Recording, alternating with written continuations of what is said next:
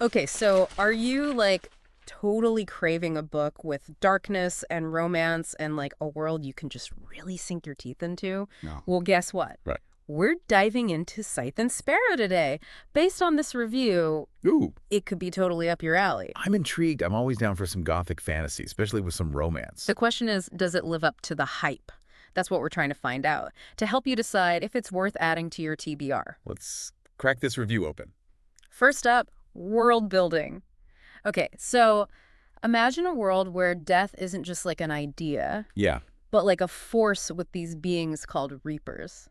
Pretty intense premise, huh? Yeah, totally. Like, immediately the stakes are so high. Right. And, like, if death is a character, what does that even mean for free will? Like, whoa. Whoa is right. Okay, so at the heart of it all, we've got Sparrow, she's a mortal girl, and Scythe, he's an immortal reaper. Their destinies, like, collide, and things get complicated Well, it's fast. a drama. You've got mortality and immortality, light and shadow. Sounds like their connection could, like, mess up the whole balance between life and death. Okay, I'm hooked already. Now let's talk genre. Scythe and Sparrow is this like blend of dark fantasy, gothic elements, and slow burn romance.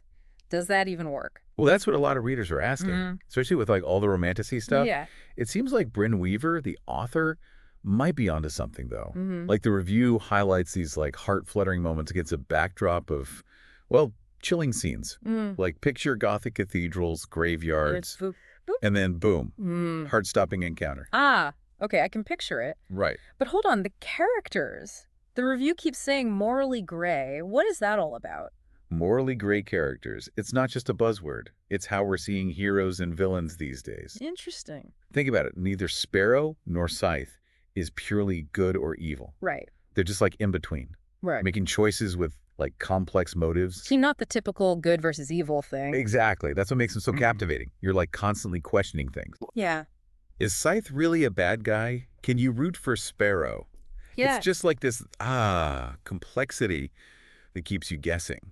And you mentioned like that gothic vibe. Yeah. What does that even mean for the story? Are we talking like full-on vampires? Not necessarily. Gothic elements are more about the atmosphere, Okay. like a brooding mystery, a fascination with the macabre, where beauty and decay are together. It's a mood. Right.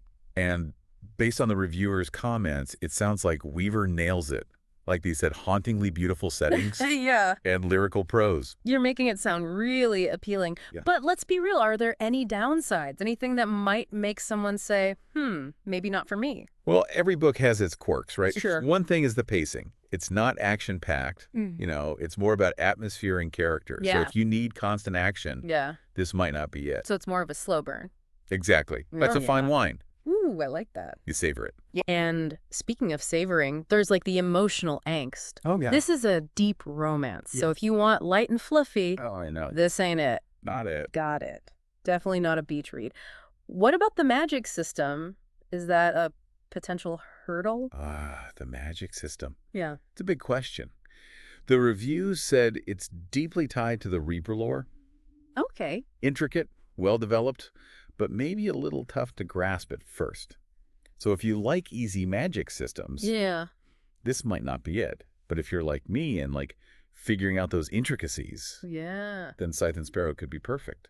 Okay, so we've covered like the world, the characters, the downsides, but like how does it all come together? What are people saying? Well, the reviewers seemed pretty impressed, especially with how Weaver like blended everything, the Gothic, the romance, the fantasy, Right. into one whole thing. And, you know, they had some discussion questions in the review. I thought it'd be fun to tackle a few. Yeah. Give us more to chew on. Sounds good. Where should we start? Okay, how about this?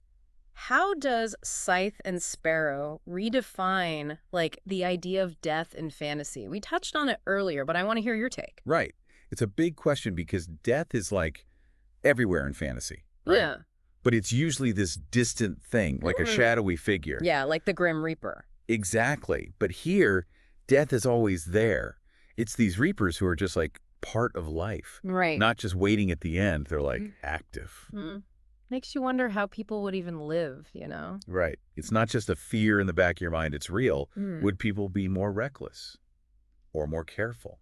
Would they like try to make deals with death? Yeah. It makes you think. Okay, here's another one.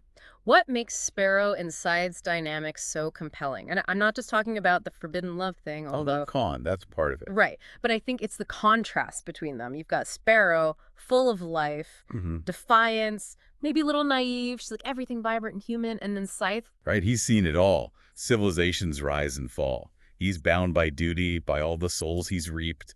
Like, there's a sadness about him, you know? Yeah, like they're opposites. Youth and age, light and shadow. Exactly. But they're drawn to each other. That push and pull. It's classic, and it works. Okay, this one's a bit more subjective, but I'm curious. Do you think the balance of romance and fantasy was handled well?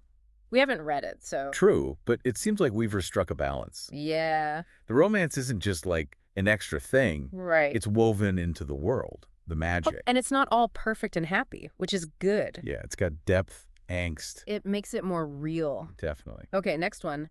What Gothic influences can you see in the world building and the writing? Well, the world itself is like Gothic imagery central. Like the reviewer mentioned, haunting settings, crumbling castles, dark forests, maybe even gargoyles. And those creepy whispering trees you mentioned earlier? It sets the mood. Totally. And remember they said lyrical prose. That's Gothic too, right? It is.